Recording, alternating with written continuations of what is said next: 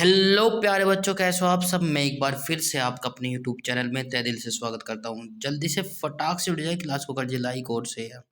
तो शुरू करते हैं आज का सेशन। सभी को जय हिंद, वंदे मातरम, राम राम। तो आज की जो क्लास है हमारी जीके की वन लाइनर क्लास लेकर आता हूँ, जैसा कि आप सभी को मालूम है।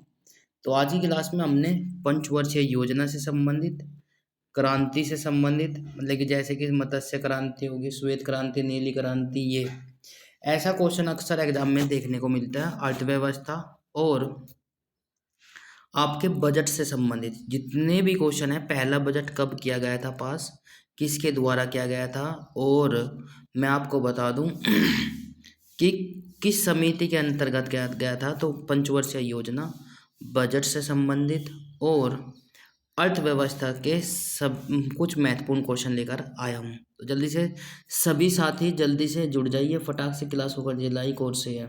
तो शुरू करते हैं आज का सेशन। तो प्यार साथियों, पहला क्वेश्चन आपकी स्क्रीन पर आ चुका है।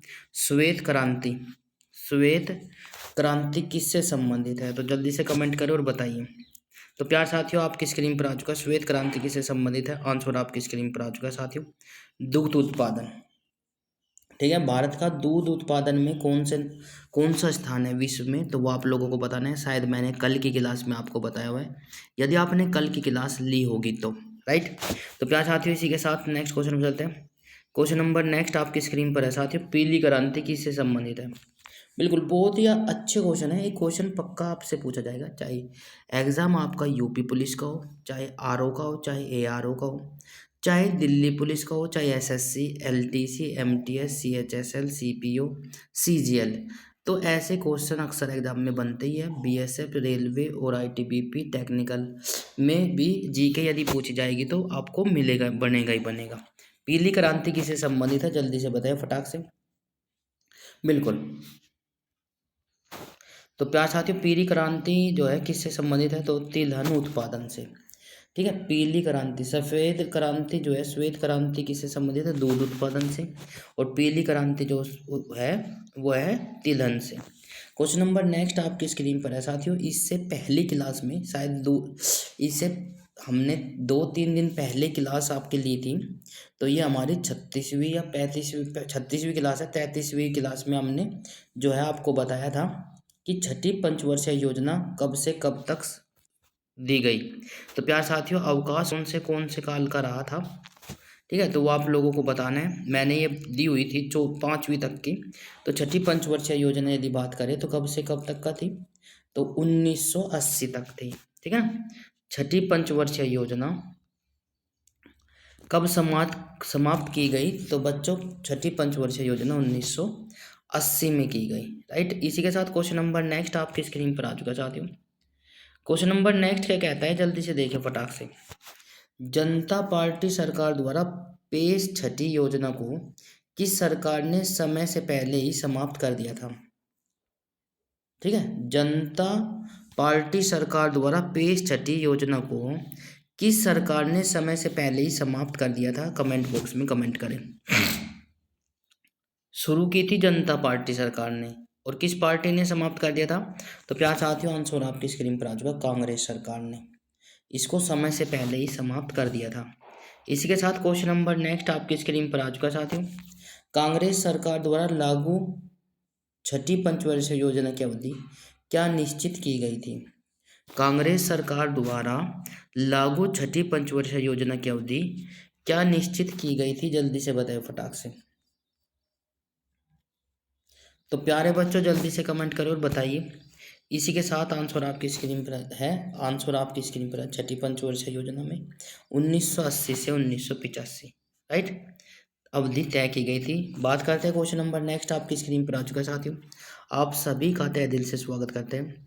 जो साथी, जो भाई, जो बहन हमारे पहली बार चैनल पर आए, पहले क्लास को ले, जब आपको पता लगेगा कि हाँ क्लास में दम है या नहीं। राइट, तो जब आपको पता चलेगा कि ऐसे ही क्वेश्चन आपसे पूछे जाते हैं। ठीक है, तो वन लाइनर क्लास भी लीजिए, ऑप्शनल भी, और मैथमेटिक्स की भी, और साइंस की भी। तो ये सब क्लास आपके चैनल पर उपलब्ध है, डेली होती है।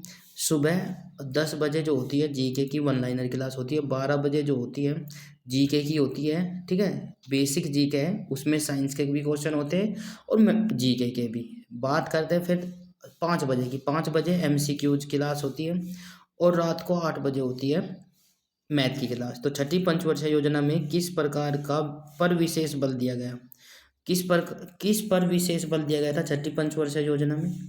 तो जल्दी से बताइए फटाक से, आंसर आपकी स्क्रीन पर आ चुका है साथियों। छठी पंचवर्षीय योजना में जो गरीबी निवारण तथा रोजगार सृजन पर बल दिया गया था। ठीक है, छठी पंचवर्षीय योजना में रोजगार और गरीबी निवारण पर बल दिया गया था। गरीबी हटाओ का नारा कौन सी पंचवर्षीय योजना में दिया गया था, वो आप लोग बताकर चलेंगे प्यारे बच्चों। किस पंचवर्षीय योजना के दौरान रोजगार मापने के लिए मानक व्यक्ति वर्ष को अपनाया गया? किस पंचवर्षीय योजना के दौरान रोजगार मापने के लिए मानक व्यक्ति वर्ष को दर्शाया गया? तो जल्दी देखिए फटाक से, किस पंचवर्षीय योजना के दौरान दर्शाया गया था? तो आंसर आपकी स्क्रीन पर आ चुका है साथियों, छठी। बिल्कुल निसंकोच होकर जो छठी दे रहे हैं वो सही हो जाता है। बिल्कुल बने रहने के लिए बहुत बहुत धन्यवाद। तो प्यार साथियों, आप सभी का प्यार और सपोर्ट हमें मिल रहा है, उसके लिए भी बहुत बहुत धन्यवाद। ज़्यादा से ज़्यादा शेयर करें ताकि भाई पता चले कि भाई हाँ, हमारे पश्चिमी उत्तर प्रदेश का बागपत डिस्ट्रिक्ट का ये सबसे नंबर 1 चैनल है, राइट, एजुकेशनल मामले में। तो प्यार साथियों, जल्दी से देखिए क्वेश्चन नंबर नेक्स्ट आपकी स्क्रीन पर आ चुका है। ग्रामीण बेरोजगारी उन्मूलन से संबंधित कार्यक्रम IRDP, NREP, STRYSEM, फिर हो जाएगा DWACRA या फिर RLEGP किस योजना में लागू की गई? ठीक है, बेरोजगारी उन्मूलन से संबंधित ये कुछ योजनाएं हैं जो किस पंचवर्षीय योजना में शुरू की गई थी? कमेंट करिए। बिल्कुल, तो समय समाप्त, आंसर आपकी स्क्रीन पर आ चुका है साथियों, ये छठी पंचवर्षीय योजना में किए गए थे। तो इसी के साथ क्वेश्चन नंबर नेक्स्ट आपकी स्क्रीन पर आ चुका है साथियों। किस योजना के दौरान गरीबी रेखा को ग्रामीण क्षेत्र के प्रति व्यक्ति 2400 कैलोरी तथा शहर क्षेत्र में 2100 कैलोरी के रूप में परिभाषित किया गया? एक बार फिर से इम्पोर्टेंट क्वेश्चन है, किस योजना के दौरान गरीबी रेखा के को ग्रामीण क्षेत्र में प्रति व्यक्ति 2400 कैलोरी तथा शहरी क्षेत्र में 2100 कैलोरी के रूप में परिभाषित किया गया? किस योजना के दौरान किया गया था? तो प्यार साथियों, आंसर आपकी स्क्रीन पर आ चुका है साथियों, छठी पंचवर्षीय योजना में किया गया था, राइट। इसी के साथ क्वेश्चन नंबर नेक्स्ट आपकी स्क्रीन पर आ चुका है साथियों। कौन सी योजना 15 वर्ष की दीर्घ अवधि को ध्यान में रखकर बनाई गई थी? कौन सी योजना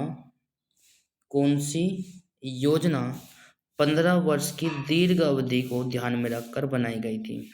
तो प्यार साथियों, जल्दी से देखिए फटाक से कमेंट बॉक्स में कमेंट करें कौन सा ऑप्शन सही हो जाएगा। जल्दी से देखिए, कौन सी योजना 15 वर्ष की अवधि दीर्घ अवधि को ध्यान में रखकर बनाई गई थी? तो आंसर आपकी स्क्रीन पर आ चुका है साथियों, छठी पंचवर्षीय योजना को 15 वर्ष की दीर्घ अवधि को देखकर बनाई गई थी छठी पंचवर्षीय योजना। नेक्स्ट क्वेश्चन आपकी स्क्रीन पर आ चुका है साथियों। उम्मीद करता हूँ कि मेरी वॉइस और बड़ी क्लियरिटी आपको अच्छे से आ रही होगी। तो प्यार साथियों, किस योजना 15 वर्ष की दीर्घ अवधि को ध्यान में रखकर बनाई गई थी? किस योजना 15 वर्ष की दीर्घ अवधि को ध्यान में रखकर बनाई गई थी? तो ये भी यही है। तो प्यार साथियों, ये भी आंसर आपका छठी है, क्योंकि जो का तो क्वेश्चन है, कोई दिक्कत नहीं है। इसी के साथ क्वेश्चन नंबर नेक्स्ट आपकी स्क्रीन पर आ चुका है साथियों। आज की क्लास जो है काफ़ी इंटरेस्टिंग रहने वाली है, और प्यारे बच्चों ऐसे क्वेश्चन अक्सर एग्जाम में बन जाते हैं, राइट। भले ही आपके एग्जाम में ना आए तो आप लोग ये मत सोचना कि ये आपके लिए आपके काम के नहीं है। ये काफ़ी इम्पोर्टेंट क्वेश्चन है, क्योंकि आपके ऐसे क्वेश्चन पता होना चाहिए। किस योजना को पर्सपेक्टिव प्लानिंग कहा जाता है? किस योजना को पर्सपेक्टिव प्लानिंग कहा जाता है? इंपॉर्टेंट क्वेश्चन है। तो जल्दी देखिए फटाक से, आंसर आपकी स्क्रीन पर आ चुका है साथियों। छठी पंचवर्षीय योजना को पर्सपेक्टिव प्लानिंग कहते हैं। इसी के साथ क्वेश्चन नंबर नेक्स्ट आपकी स्क्रीन पर आ चुका है साथियों। 7वीं पंचवर्षीय योजना की अवधि क्या थी? 7वीं पंचवर्षीय योजना की अवधि क्या थी? कमेंट करिए और बताइए, ज़्यादा से ज़्यादा शेयर करें, ज़्यादा से ज़्यादा। 7वीं पंचवर्षीय योजना की अवधि क्या थी? कमेंट करिए, शाबाश। जैसे कि आपको पता है छठी कब से कब तक का थी, तो उससे आगे 7वीं थी। तो प्यार साथियों, आंसर आपके स्क्रीन पर आ चुका है 1986 से 1991, क्योंकि 1980 से 1985 तो थी छठी पंचवर्षीय योजना, और सातवीं पंचवर्षीय योजना 1986 से 1991 सातवीं पंचवर्षीय योजना थी। इसी के साथ क्वेश्चन नंबर नेक्स्ट, सातवीं पंचवर्षीय योजना से संबंधित सभी महत्वपूर्ण प्रश्न पर प्रकाश डालेंगे। कोई दिक्कत हो तो आप लोग कमेंट बॉक्स में ज़रूर बताएं, ठीक है। तो जल्दी देखिए, सातवीं पंचवर्षीय योजना का प्रमुख उद्देश्य क्या था। बिल्कुल, बने रहने के लिए बहुत बहुत धन्यवाद। तो प्यार साथियों, सातवीं पंचवर्षीय योजना का उद्देश्य था आधुनिकीकरण, ठीक है, डेवलप करना। तो इसी के साथ क्वेश्चन नंबर नेक्स्ट आपकी स्क्रीन पर है साथियों। क्या कहता है क्वेश्चन नंबर नेक्स्ट, कौन सी योजना उदारीकृत अर्थव्यवस्था के रूप में वर्णित जॉन डब्ल्यू मूलर मॉडल पर आधारित। एक बार फिर से क्वेश्चन बहुत ज़्यादा इम्पोर्टेंट है, अक्सर बड़े एग्जामों में पूछा जा सकता है, कोई दिक्कत नहीं। कौन सी योजना उदारीकृत अर्थव्यवस्था के रूप में वर्णित जॉन डब्ल्यू मूलर मॉडल पर आधारित है। जल्दी से देखिए फटाक से। तो आंसर आपकी स्क्रीन पर आ चुका है साथियों, आठवीं पंचवर्षीय योजना, 8, ठीक है भाई। तो प्यार साथियों, इसी के साथ क्वेश्चन नंबर नेक्स्ट पर चलते हैं। आठवीं पंचवर्षीय योजना का काल क्या था। बिल्कुल, आठवीं पंचवर्षीय योजना का काल क्या था, कमेंट बॉक्स में कमेंट करें। जितने भी दोस्त, जितने भी भाई, जितनी बहन हमारे साथ जुड़े हैं, यदि आपको क्लास अच्छी लगे तो क्लास को लाइक, शेयर, कमेंट्स और चैनल को सब्सक्राइब जरूर कर ले, ताकि और बच्चे भी हमारे साथ जुड़ सके और आपको समय पर नोटिफिकेशन मिलता रहे। तो प्यार साथियों, आठवीं पंचवर्षीय योजना का काल जो था 1992 से 1997, क्योंकि 1989 से 1986 से 1991 तक को तो है सातवीं पंचवर्षीय योजना, ठीक है। और भाई आठवीं पंचवर्षीय योजना जो है 1992 से 97 तक है। नेक्स्ट क्वेश्चन आपकी स्क्रीन पर आ चुका है साथियों। आठवीं पंचवर्षीय योजना से संबंधित, आठवीं पंचवर्षीय योजना पहले कब से कब लागू होनी थी। आठवीं पंचवर्षीय योजना पहले कब से कब लागू होनी थी, जल्दी से कमेंट बॉक्स में कमेंट करें। बिल्कुल, तो आंसर आपकी स्क्रीन पर आ चुका है। यदि उसके हिसाब से देखें तो 1990 में होनी थी, राइट, क्योंकि 80 में आपकी सातवीं पंचवर्षीय योजना खत्म हो जाती, छठी, ठीक है। तो आठवीं पंचवर्षीय योजना 90 में स्टार्ट होनी थी, पर ये थोड़ा लेट हो पाई। इसी के साथ क्वेश्चन नंबर नेक्स्ट आपकी स्क्रीन पर आ चुका, देश में योजना विहीन वर्ष कौन से रहे, ये भी इम्पोर्टेंट है। अवकाशकालीन वर्ष कौन से रहे वो आपको बताना है। देश में योजना विहीन वर्ष कौन से रहे, बिल्कुल ये काफ़ी महत्वपूर्ण है, आपको लोग पता होना चाहिए कौन कौन से वर्ष में अवकाश रहा। तो प्यार साथियों, 90 से 91 और 90 से 92, 90 से 91, 90 से 92 अवकाश रहा, बिल्कुल। इसी के साथ क्वेश्चन नंबर नेक्स्ट आपकी स्क्रीन पर आ चुका है साथियों। किस योजना में विभिन्न पहलू को ध्यान में रखते हुए मानव संसाधन विकास को मूलभूत उद्देश्य माना गया, जल्दी से कमेंट करें और बताइए। किस योजना में विभिन्न पहलुओं को ध्यान में रखते हुए मानव संसाधन विकास को मूलभूत उद्देश्य माना गया। तो जल्दी देखिए फटाक से, आंसर आपकी स्क्रीन पर आ चुका है, सब पास। तो प्यार साथियों, आठवीं पंचवर्षीय योजना को माना गया मूलभूत। तो इसी के साथ क्वेश्चन नंबर नेक्स्ट आपकी स्क्रीन पर आ चुका है, नौवीं पंचवर्षीय योजना, ठीक है। नौवीं पंचवर्षीय योजना समय अवधि क्या रही, नौवें पंचवर्षीय योजना की समय अवधि क्या रही, कमेंट बॉक्स में कमेंट करें, सब बस। तो प्यार साथियों, समय समाप्त। इसी के साथ आंसर आपकी स्क्रीन पर आ चुका है साथियों, 97 से 2002। नौवीं पंचवर्षीय योजना का समय अवधि क्या रही, 1997 से 2002, राइट। इसी के साथ क्वेश्चन नंबर नेक्स्ट आपकी स्क्रीन पर आ चुका है साथियों, 10वीं पंचवर्षीय योजना की अवधि क्या थी, 10वीं पंचवर्षीय योजना की अवधि क्या थी। तो प्यार साथियों, समय समाप्त। इसी के साथ 10वीं पंचवर्षीय योजना की अवधि जो थी 2002 से 2007, ठीक। 10वीं पंचवर्षीय योजना का समयावधि थी। तो इसी के साथ क्वेश्चन नंबर नेक्स्ट आपकी स्क्रीन पर आ चुका है साथियों। 10वीं पंचवर्षीय योजना का मुख्य उद्देश्य क्या था? राइट, 10वीं पंचवर्षीय योजना का मुख्य उद्देश्य क्या था? तो प्यार साथियों कमेंट करिए और बताइए। तो 10वीं पंचवर्षीय योजना का उद्देश्य था 21वीं शताब्दी में भारत को आर्थिक शक्तिमान महाशक्तिमान बनाना। ठीक है, 10वीं पंचवर्षीय योजना का उद्देश्य जो था 21वीं शताब्दी में भारत को आर्थिक महाशक्तिमान बनाना था। इसी के साथ आगे चलते हैं, अगला क्वेश्चन आपकी स्क्रीन पर आ चुका है। 11वीं पंचवर्षीय योजना कब से कब तक लागू रही? 11वीं पंचवर्षीय योजना कब से कब तक लागू रही? तो आंसर आपकी स्क्रीन पर आ चुका है साथियों। 2007 से 2017, 2007 से 2017 तक लागू रही। ठीक है, 10वीं पंचवर्षीय योजना।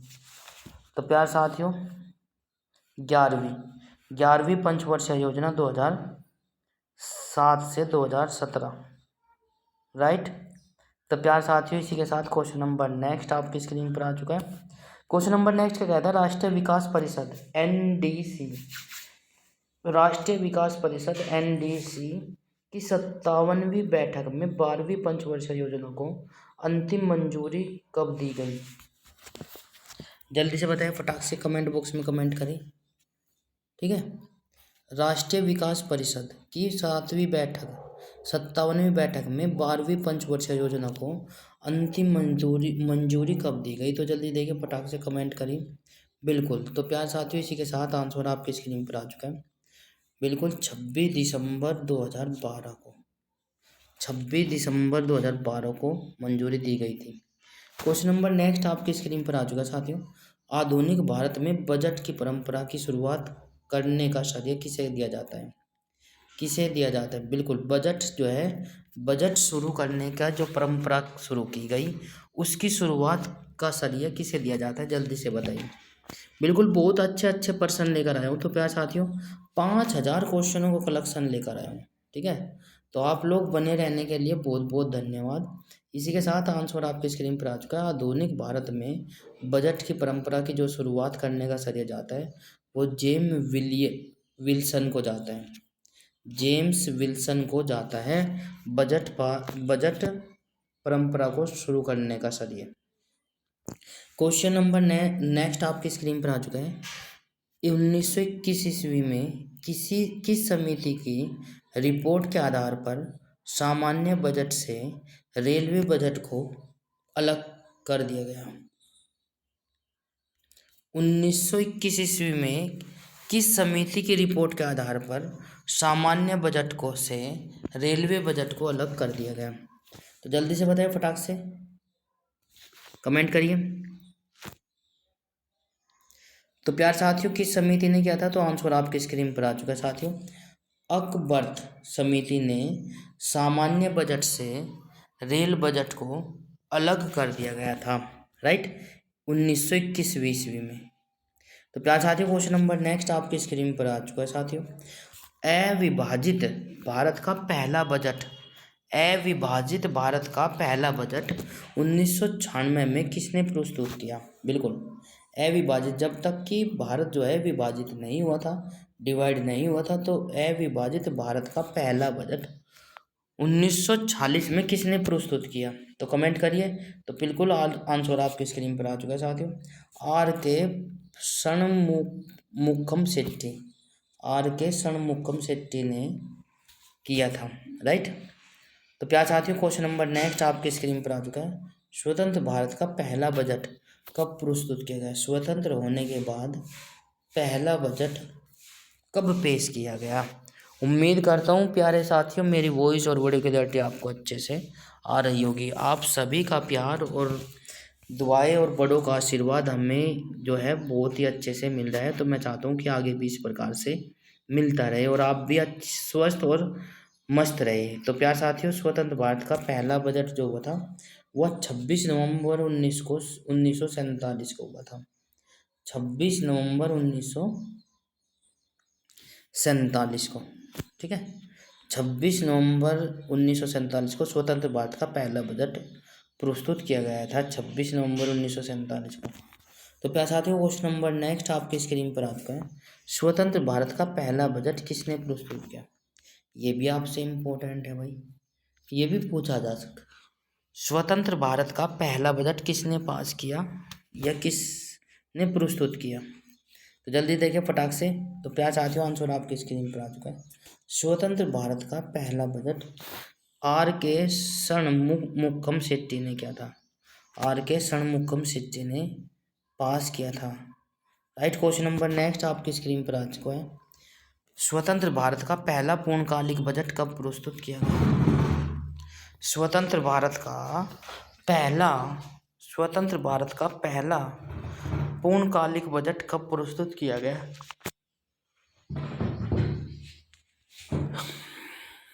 कमेंट करिए और बताइए। तो प्यारे साथियों आंसर आपकी स्क्रीन पर आ चुका है। 1948 से 1949 में पूर्णकालिक बजट पारित किया गया था। 1948 से 1949 में। क्वेश्चन नंबर नेक्स्ट आपकी स्क्रीन पर आ चुका है साथियों। स्वतंत्र भारत का पहला पूर्णकालिक बजट किसने प्रस्तुत किया था? स्वतंत्र भारत का पहला पूर्णकालिक बजट किसने प्रस्तुत किया था? कमेंट बॉक्स में कमेंट करें। तो सब बात आंसर आपकी स्क्रीन पर आ चुका है साथियों। आर के षणमुखम शेट्टी ने प्रस्तुत किया था। क्वेश्चन नंबर नेक्स्ट आपकी स्क्रीन पर आ चुका है साथियों। भारतीय गणराज्य का पहला पूर्णकालिक बजट किसने प्रस्तुत किया? भारतीय गणराज्य का पहला पूर्णकालिक बजट किसने प्रस्तुत किया?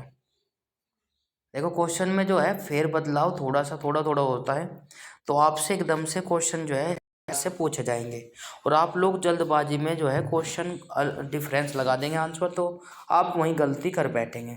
भारतीय गणराज्य का पहला पूर्णकालिक बजट किसने प्रस्तुत किया? तो जल्दी से देखिए आंसर आपकी स्क्रीन पर आ चुका है साथियों। कब प्रस्तुत किया गया था? 1950 से 1951 गणराज्य जब तक की। तो इसी के साथ क्वेश्चन नंबर नेक्स्ट आपकी स्क्रीन पर आ चुका है। देश में कितने प्रधानमंत्रियों को स्व बजट प्रस्तुत करने का सरिया हासिल है? एक बार फिर से, ऐसे कितने प्रधानमंत्री हैं देश के जिनको स्व बजट प्रस्तुत करने का सरिया हासिल है? तो जल्दी से बताएं फटाक से, इम्पोर्टेंट है, बहुत अच्छे बिल्कुल। तो प्यार साथियों वे जो है प्रधानमंत्री कुछ इस प्रकार से हैं। जवाहरलाल नेहरू, इंदिरा गांधी और राजीव गांधी। कितने प्रधानमंत्री हैं? 3। जवाहरलाल नेहरू, इंदिरा गांधी और राजीव गांधी। तो प्यार साथियों इसी के साथ नेक्स्ट क्वेश्चन पर चलते हैं। क्वेश्चन नंबर नेक्स्ट आपकी स्क्रीन पर आ चुका है साथियों। देश में शून्य आधारित बजट प्रस्तुत करने की परंपरा किसने डाली? इम्पोर्टेंट है प्यारे साथियों बिल्कुल। मैंने कहा कि क्वेश्चन आपको लगेगा कि भाई हाँ कहाँ से लेकर आ रहे हैं सर, बिल्कुल। तो आप लोग बिल्कुल एग्ज़ाम से पहले पढ़कर ज़रूर जाए, क्लास आपको मज़ा आ जाएगा। बस आपसे अनुरोध है कि आप लोग ज़्यादा से ज़्यादा क्लास को शेयर करें और भाई आप ज़्यादा से ज़्यादा जुड़ने की कोशिश करें, ठीक है, तभी मज़ा आ जाएगा। तो प्यारे साथियों देश में शून्य आधारित बजट प्रस्तुत करने की परंपरा किसने डाली? तो आंसर आपकी स्क्रीन पर आ चुका है साथियों, वो है राजीव गांधी ने, ठीक है। तो प्यार साथियों इसी के साथ क्वेश्चन नंबर नेक्स्ट आपकी स्क्रीन पर आ चुका है साथियों। क्या कहता है क्वेश्चन नंबर नेक्स्ट? देश में आज तक वित्त मंत्रालय का कार्यभार संभालने वाली एकमात्र महिला कौन रही? देश में आज तक वित्त मंत्रालय का कार्य संभालने वाली एकमात्र महिला कौन है? जल्दी से बताएं फटाक से। तो प्यार साथियों आंसर आपके स्क्रीन पर आ चुका है, इंदिरा गांधी, ठीक है। वित्त मंत्रालय संभालने वाली एकमात्र महिला कौन है? इंदिरा गांधी, आपकी स्क्रीन पर आ चुका है। इसी के साथ क्वेश्चन नंबर नेक्स्ट आपकी स्क्रीन पर है साथियों।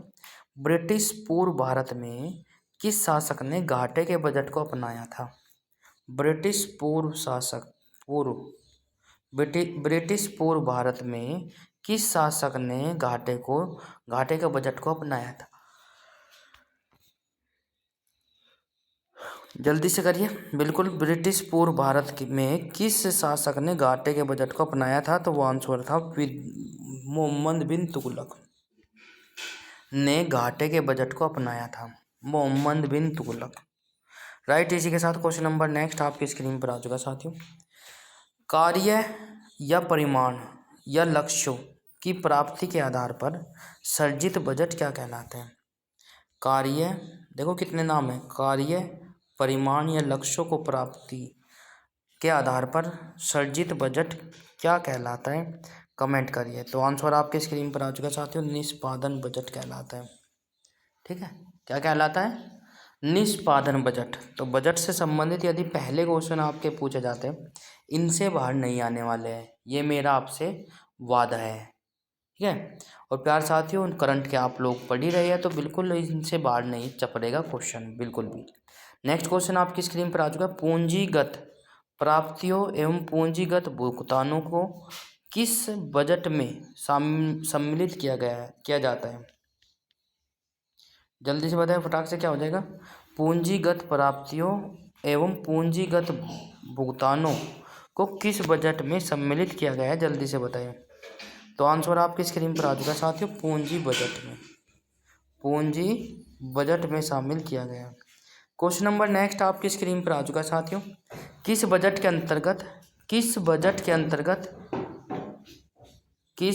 अंतर्गत किसी भी विभाग अथवा संगठन द्वारा प्रस्तावित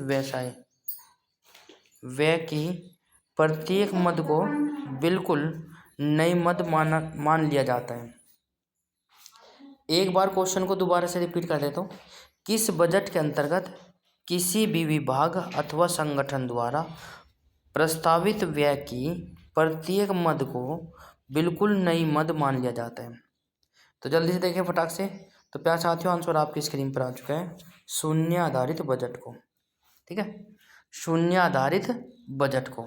एक बात और पर प्यारे साथियों, देखो मैं आपको बता दूं, आप चाहे साइंस साइड से पढ़े लिखे हो, चाहे आर्ट साइड से पढ़े हो, मेरा मानना यह है कि जॉब इम्पोर्टेंट है। देखो आप लोग आज भले जॉब को इम्पोर्टेंस नहीं दे रहे हो, आने वाले समय में आप लोग अपने आप को फिर बाद में जो है पछतावे के सिवा कुछ नहीं है।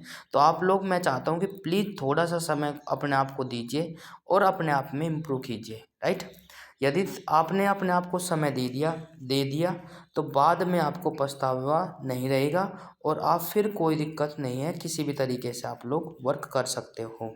ठीक है, क्वेश्चन नंबर नेक्स्ट आपकी स्क्रीन पर आ चुका है, बजट का वह रूप क्या कहलाता है जिसमें बजट को लिंग विशेष के आधार पर तैयार किया जाता है?